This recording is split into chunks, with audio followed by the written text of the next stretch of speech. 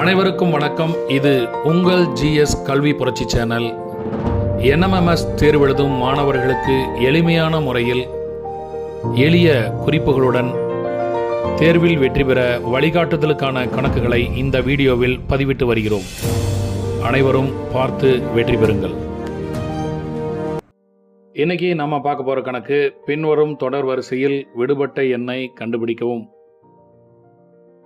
இந்த கணக்கில் 3 படங்கள் கொடுத்துருக்குறாங்க. அந்த படங்களை சுற்றி எண்கள் கொடுக்கப்பட்டிருக்கிறது. ஒரு படத்தில் மட்டும் பார்த்தீங்க அப்படின்னா கேள்விக்குறி கொடுத்துருக்காங்க. அந்த கேள்விக்குறி வர இடத்துல எந்த எண் வரணும் அப்படிங்கிறத நம்ம கண்டுபிடிக்கணும். 3வது படத்தில் கேள்விக்குறி கீழே இருக்குது. அப்போ உடனே நம்ம என்ன செய்யணும்னா, 2வது மற்றும் முதல் படத்தில் கீழே என்ன நம்பர் இருக்குதுன்னு பார்க்கணும். முதல் படத்தில் 30 இருக்குது, 2வது படத்தில் 28 இருக்குது. அந்த 30, 28ங்கிற நம்பர் எப்படி வந்ததுன்னு கண்டுபிடிச்சோன்னா கேள்விக்குறி கொடுத்துருக்கிற இடத்துல நம்ம என்ன நம்பர் வரும்னு ஈஸியாக கண்டுபிடிச்சிடலாம். இப்போ பாருங்கள், படத்தை சுற்றி இருக்கக்கூடிய எண்கள் என்ன வகையான எண்கள்னு பார்க்கணும். வர்க்க எண்களா, கன எண்களா, பகு எண்கள், பகா எண்களா அப்படிங்கிற மாதிரி பார்க்கணும். முதல் படத்தில் மேலே இருக்கிறது 25. அந்த 25ங்கிறது 5இன் வர்க்கம். 36 6இன் வர்க்கமாக இருக்குது. அடுத்தது 16ங்கிறது 4இன் வர்க்கம். 49ங்கிறது 7இன் வர்க்கம். 64 8இன் வர்க்கம். 36 6இன் வர்க்கம். இப்போ மேலே கொடுத்துருக்கிறது எல்லாமே வர்க்க எண்களாக இருக்குது. இந்த வர்க்க எண்களை வச்சு கீழே எப்படி கொண்டு வந்திருக்காங்கன்னு பார்க்கணும். 30ங்கிற நம்பர் எப்படி வந்திருக்குது? மேலே 5இன் வர்க்கம் 6இன் வர்க்கம் இருக்குது. அப்போ அந்த அடிமானத்தில் இருக்கக்கூடிய 5ஐயும் 6ஐயும் பெருக்கி பார்த்தோம் அப்படின்னா நமக்கு 30ங்கிறது நமக்கு கிடைக்குது. அதே போல் 2வது படத்தில் பாருங்கள், மேலே 4இன் வர்க்கம் 7இன் வர்க்கம் இருக்குது. அந்த 4ஐயும் 7ஐயும் பெருக்கணும் அப்படின்னா 4 7 28ன்னு நமக்கு கிடைக்குது. அப்போ அந்த கீழே 28ன்னு நம்பர் வந்திருக்கு. அதே மாதிரி நம்ம என்ன செய்யணும்னா, அந்த 3வது படத்தில் 8இன் வர்க்கம் 6இன் வர்க்கம் இருக்கிறதுனால 8ஐயும் 6ஐயும் நம்ம பெருக்கணும்னா அப்போ 8 6 48. ஸோ சரியான விடை 48. அடுத்த கணக்கு பின்வரும் தொடர் வரிசையில் விடுபட்ட எண்ணை கண்டுபிடிக்கவும் கொடுத்துருக்காங்க. இதில் 3 படங்கள் கொடுத்துருக்காங்க. 3 படத்தில் ஒரு படத்தில் பார்த்தீங்கன்னா கேள்விக்குறி இருக்குது. அந்த கேள்விக்குறி இருக்கிற இடத்துல என்ன நம்பர் வரணும்னு கண்டுபிடிக்கணும். இப்போ எந்த ஒரு படக்கணக்காக இருந்தாலும் நம்ம என்ன செய்யணும்னா, முதல்ல கேள்விக்குறி எங்கே இருக்குன்னு பார்க்கணும். இந்த படத்தில் கேள்விக்குறி கீழே இருக்குது. இப்போ மீதி 2 படத்தில் கீழே என்ன எண்கள் இருக்குன்னு பார்க்கணும். 10 20ன்னு இருக்குது. அந்த 10ங்கிற எண் எப்படி வந்தது, 20ங்கிறத எண் எப்படி வந்ததுங்கிற லாஜிக்கை கண்டுபிடிச்சிட்டோம் அப்படின்னா அந்த அடிப்படையில் நம்ம கேள்விக்குறி இருக்கிற இடத்துல என்ன எண் வரும்னு கண்டுபிடிச்சிடலாம். அடுத்தது நம்ம என்ன செய்யணும் அப்படின்னா, இந்த படக்கணக்குகளில் கொடுத்துருக்கிற எண்கள் வர்க்க எண்களா கன எண்களா அப்படிங்கிறத முதல்ல பார்க்கணும். அதன் பிறகு கூட்டல் செஞ்சுருக்காங்களா, கழித்தலா, பெருக்கலா, வகுத்தல் என்ன செயல்பாடு செஞ்சுருக்காங்கங்கிற அடிப்படையில் நம்ம இந்த ஆன்சரை கண்டுபிடிக்கணும். இங்கே 9 16 முதல் படத்தில் இருக்குது. 2வது படத்தில் 64 36 இருக்குது. 3வது படத்தில் 144 256 இருக்கு. இப்போ இந்த எண்கள் எவ்வகையான எண்கள் அப்படின்னு பார்க்கணும். இப்போ 144ங்கிற நம்பர் எடுத்துக்கிட்டோம்னா அது பார்த்தீங்கன்னா 12 ஸ்கொயர், 12இன் வர்க்கமாக இருக்குது. அதே மாதிரி 256 எடுத்துக்கிட்டோம்னா அது 16உடைய வர்க்கம். இப்போ 2வது படத்தில் அதே மாதிரி நம்ம எடுத்துக்கிட்டோம்னா 64ங்கிறது 8இன் வர்க்கமாக இருக்குது. 36ங்கிறது 6இன் வர்க்கமாக இருக்குது. 3வது படத்தில் 9ங்கிறது 3இன் வர்க்கமாக இருக்குது. 16ங்கிறது 4இன் வர்க்கம். இப்போ மேலே எல்லாமே வர்க்க எண்களில் கொடுத்துருக்காங்க. இந்த மாதிரி வர்க்க எண்களில் கொடுத்தாங்கன்னா நம்ம கணக்கு கண்டுபிடிக்கிறது ரொம்ப ஈஸியாக கண்டுபிடிச்சிடலாம். இப்போ 3வது படத்தில் 12 ஸ்கொயர் 16 ஸ்கொயர்ன்னு இருக்குது. இதை வச்சு அது எப்படி 20ஆக மாறி இருக்குது அப்படின்னு பார்க்கணும். இப்போ 12 ஸ்கொயர் 16 ஸ்கொயரை வச்சு நம்ம பார்த்தோம் அப்படின்னா 20க்கு வர்றதுக்கு வாய்ப்பே இல்லை. அப்போ அவங்க என்ன பண்ணியிருக்காங்க, இந்த மேலே இருக்கக்கூடிய வர்க்க எண்களை கூட்டி இருக்காங்க.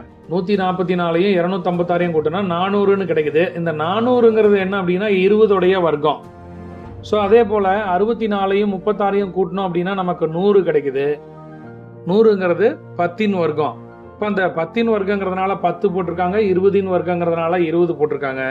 அப்போ நம்ம 3வது படத்தை என்ன செய்யணும், மேலே இருக்கிற 2 நம்பரையும் கூட்டணும். 9 கூட்டல் 16 கூட்டினா 25. 25ங்கிறது எதோடைய வர்க்கம் அப்படின்னு பார்த்தோன்னா 5இன் வர்க்கம். அப்போ அந்த கேள்விக்குறி இருக்கிற இடத்துல என்ன எண் வரணும்னா 5 வரணும். அடுத்த கணக்கு பின்வரும் தொடர் வரிசையில் விடுபட்ட எண்ணை கண்டுபிடிக்கவும். இதில் பார்த்தீங்கன்னா 3 படங்கள் கொடுத்துருக்காங்க. 3 படத்துலையும் எண்கள் இருக்குது. இதில் ஒரு படத்தில் மட்டும் பார்த்தீங்கன்னா ஒரு எண் இல்லை, அதுக்கு பதிலாக கேள்விக்குறி கொடுத்துருக்காங்க. நம்ம என்ன செய்யணும், முதல்ல கொடுக்கப்பட்டிருக்கக்கூடிய படங்களில் கேள்விக்குறி எந்த இடத்துல இருக்குன்னு பார்க்கணும். இந்த கேள்விக்குறி முக்கோணத்துக்குள்ளே இருக்குது. அப்படின்னா நம்ம என்ன செய்யணும் அப்படின்னா மீதி இருக்கிற 2 படத்துக்குள்ள முக்கோணத்துக்குள்ள என்ன எண்கள் இருக்குன்னு பார்க்கணும். ஒரு முக்கோணத்துக்குள்ள 5 இருக்கு, இன்னொரு முக்கோணத்துக்குள்ள 3 இருக்கு. இப்போ இந்த 5 எப்படி வந்தது, 3 எப்படி வந்ததுன்னு தெரிஞ்சது அப்படின்னா நாம விடையை எளிதாக கண்டுபிடிச்சிடலாம். இப்போ 9, 12, 6 இது வர்க்க எண்கள் இல்லை. 64, 36, 25 இது வர்க்க எண்களாக இருக்கிறது. இந்த வர்க்க எண்கள், கன எண்கள், பகு எண், பகா எண் எதுவாக இருந்தாலும் அவங்க எந்த அடிப்படையில் அந்த எண்ணை கொண்டு வந்திருக்காங்கன்னு பார்க்கணும். நாம இதில் எண்களை கூட்டி பார்க்கலாம், கழிச்சு பார்க்கலாம், பெருக்கி பார்க்கலாம். ஏதாவது ஒரு 4 அடிப்படை செயல்களில் ஒரு செயல்பாடை செஞ்சோம் அப்படின்னா நமக்கு ஆன்சர் கிடைக்கும். இங்கே முதல் கணக்கு 9, 12, 6 இருக்கு. இந்த 9, 12, 6 நம்ம கூட்டி பார்த்தோம்னா 27 வருது. 27ங்கிறது ஒரு கன எண். அது எதோடைய கணம் அப்படின்னா 3இன் கணம். இப்போ அதை தான் என்ன பண்ணியிருக்காங்க, அந்த கணம் மூலம் 3 முக்கோணத்தில் எழுதியிருக்காங்க.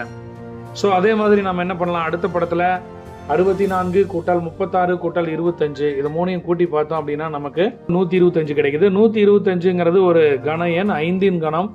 ஸோ அந்த கணம் மூலம் 5 அந்த முக்கோணத்தில் போட்டாங்க. இப்போ இந்த 2 படத்துல இருந்து நம்ம என்ன தெரிஞ்சுக்கிறோம் அப்படின்னா, சதுர கட்டங்கள்ல இருக்கக்கூடிய எண்களை எல்லாம் கூட்டி வர்ற விடைக்கு நம்ம கணம் மூலம் எடுத்தோம் அப்படின்னா அதுதான் முக்கோணத்துக்குள்ள வருதுங்கிறத தெரிஞ்சுக்கலாம். ஆகவே 3வது படத்துல 32 கூட்டல் 16 கூட்டல் 16 கூட்டினா நமக்கு 64ன்னு வருது. 64 எந்த நம்பருடைய கணம் அப்படின்னு பார்த்தோம்னா 4இன் கணம். ஸோ அப்போ முக்கோணத்துக்குள்ள வர வேண்டிய எண் 4. அடுத்ததான் நம்ம பார்க்க போறது பின்வரும் தொடர் வரிசையில் விடுபட்ட எண்ணை கண்டுபிடிக்கவும். இங்க 4 படங்கள் கொடுத்துருக்காங்க. 4 படங்கள்லயும் எண்கள் இருக்கு. ஒரு படத்துல கேள்விக்குறி இருக்குது. நம்ம இந்த பட கணக்குகளை பார்க்கும் பொழுது எந்த படத்துல கேள்விக்குறி இருக்குது, எந்த இடத்துல கேள்விக்குறி இருக்குதுன்னு பார்க்கணும். அதே போல அந்த கேள்விக்குறி இருக்கிற இடத்துல மற்ற படங்கள்ல என்ன எண்கள் இருக்குதுன்னு பார்க்கணும். இங்க கேள்விக்குறி கீழே இருக்குது. மீதி 3 படத்துலயும் கீழே என்ன நம்பர் இருக்குன்னு பார்க்கணும்.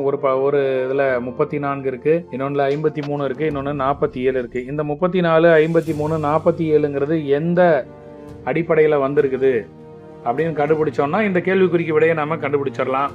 இப்போ 6, 4 அது எப்படி 34 மாறும்? இப்போ 6, 4 கூட்டினா 10 தான் வரும். 6, 4 பெருக்குனா 24 கிடைக்கும். இப்போ நம்ம என்ன செய்யணும் அப்படின்னா 6, 4 பெருக்குனா 24, அதே 6, 4 கூட்டினா 10. இப்போ இந்த 24, 10 கூட்டி பாருங்க, உங்களுக்கு 34ன்னு ஆன்சர் கிடைக்கும். அப்போ அந்த கட்டத்தில் மேல் கட்டத்தில் இருக்கிற எண்களை ஒரு முறை பெருக்கி இருக்கிறாங்க, அதே எண்களை கூட்டி இருக்கிறாங்க. அதன் பிறகு வரக்கூடிய விடைய 2ஐயும் கூட்டிருக்காங்க. இது சரியா அப்படிங்கறத அடுத்த கணக்குல நம்ம செக் பண்ணி பார்க்கணும். இப்ப 2வது படத்துல பாருங்க 8, 5, 53 இருக்குது. முதல்ல நம்ம 8ஐயும் 5ஐயும் பெருக்கணும். பெருக்குனா 8, 5, 40. அடுத்தது 8ஐயும் 5ஐயும் ஒரு முறை கூட்டி பார்க்கணும். கூட்டி பார்த்தோம் அப்படின்னா 13 கிடைக்குது. இப்போ 40ஐயும் 13ஐயும் கூட்டி பாருங்க, 53 கிடைக்கும். ஸோ சரியா தான் ஆன்சர் வருது. அப்போ அதே போல 3வது படத்துலையும் இதே லாஜிக்கை நம்ம பயன்படுத்தி பார்க்குறோம்.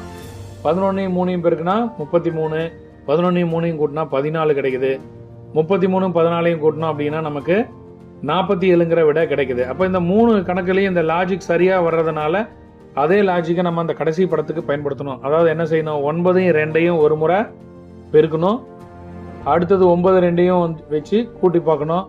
கூட்டி வர்ற 2 விடையும் நம்ம கூட்டணும். அப்போ 9, 2, 18, 9, 2ஐயும் கூட்டினா 11, 18, 11ஐயும் கூட்டினோம்னா நமக்கு 29ன்னு ஆன்சர் கிடைக்குது. அப்ப சரியான விடை 29. அடுத்த கணக்கு பின்வரும் தொடர் வரிசையில் விடுபட்ட எண்ணை கண்டுபிடிக்கவும். இங்க 3 படங்கள் கொடுத்துருக்காங்க. 3 படங்கள்ல ஒரு படத்துல பாத்தீங்க அப்படின்னா கேள்விக்குறி இருக்குது. அந்த கேள்விக்குறி இருக்கிற இடத்துல என்ன விட வருது அப்படிங்கறத நம்ம கண்டுபிடிக்கணும்.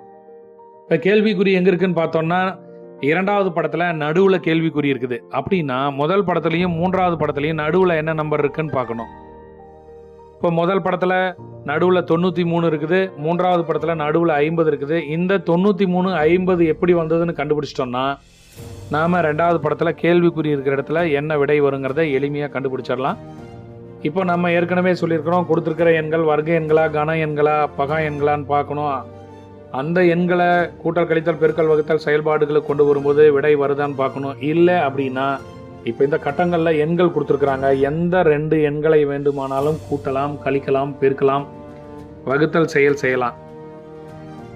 ஏதாவது ஒரு செயல்பாடுகளை செய்து நாம என்ன செய்யணும்னா அந்த நடுவில் இருக்கிற விடையை கொண்டு வரணும். அந்த லாஜிக் மற்ற படங்களுக்கு பொருந்துதான்னு பார்க்கணும். இப்போ இந்த கணக்குல நம்ம என்ன செய்யறோம்னா 5, 15 அந்த 2 எண்களை எடுத்துக்கிறோம். 5யும் 15ஐயும் பெருக்கணும்னா நமக்கு 75ன்னு கிடைக்குது. அதே போல 6ஐயும் 3ஐயும் நம்ம பெருக்கிறோம். 6ஐயும் 3ஐயும் பெருக்கணும் அப்படின்னா நமக்கு 18ன்னு கிடைக்குது. இப்போ இந்த 75ஐயும் 18ஐயும் கூட்டணும்னா நமக்கு 93 வருது. இப்போ இதே லாஜிக்கை நம்ம என்ன செய்யணும்னா இந்த 4 எண்களும் 5 எண்களும் இருக்கக்கூடிய அந்த படத்தில் 3வது படத்தில் நம்ம வந்து பயன்படுத்தி பார்க்கணும். அதுலேயும் இந்த மெத்தடில் ஆன்சர் சரியாக வந்ததுன்னா நம்ம நடுவில் இருக்கிற படத்துக்கு அந்த மெத்தடை பயன்படுத்தணும். இப்போ 3வது படத்தில் 18ஐயும் 1ஐயும் பெருக்கணும்னா 18 18. அடுத்தது 4ஐயும் 8ஐயும் பெருக்கணும்னா நமக்கு 4 8 32ன்னு கிடைக்குது. இப்போ 32ஐயும் 18ஐயும் கூட்டணும்னா நமக்கு விடை வந்து பார்த்தீங்கன்னா 50. அந்த நடுவில் இருக்கிற எண் கிடைக்குது. இப்போ முதல் படத்துக்கும் 3வது படத்துக்கும் இந்த லாஜிக் பொருந்தது. அதாவது ஓரத்தில் இருக்கிற எண்களை தனித்தனியாக பெருக்கி அந்த எண்களை கூட்டுறோம். 7ஐயும் 5ஐயும் பெருக்கணும்னா 35 கிடைக்குது. அடுத்தது 6ஐயும் 9ஐயும் பெருக்கணும்.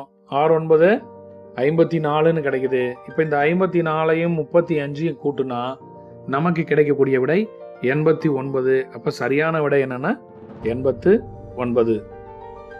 மாணவர்களே, நம்ம சேனலை தவறாம பாருங்க. NMMS சம்பந்தப்பட்ட அனைத்து கணக்குகளுக்கும் உங்களுக்கு வந்து விடைகள் வழங்கப்பட்டு வருகிறது. நல்ல முறையில் இந்த வீடியோக்களை பாருங்க. நிறைய மதிப்பெண்கள் பெற்று NMMS தேர்வில் வெற்றி பெற வாழ்த்துக்கள்.